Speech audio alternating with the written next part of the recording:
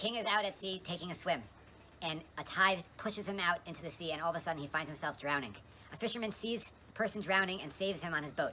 The person identifies himself as the king, and he turns to him and he says, "I will give you anything you want in exchange for your kindness in saving me. I invite you to come into my treasure room, where you can select any treasure that you want from the treasure room."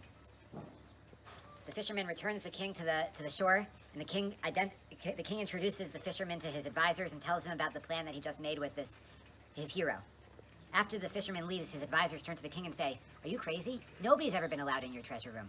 How are you going to let this person in your treasure room? He'll take everything." And they say, "Well, I'm the king. I'm a man of my word. I can't go against my word." And they said, "Well, how about we come up with a plan?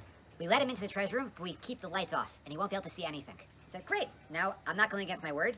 We'll let him into the treasure room." They bring the fisherman. He comes into the treasure room. He's all excited, but then all of a sudden he sees the lights are off. He can't see anything. What's he going to do?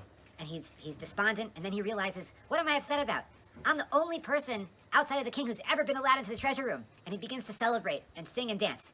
The guards outside are wondering, what's all the commotion inside? And they said, up in the ceiling, there's some holes in the ceiling, and we can look through with our torches. Maybe we'll be able to see something. And they go up there, and they're trying to poke through the light, and they can't see anything.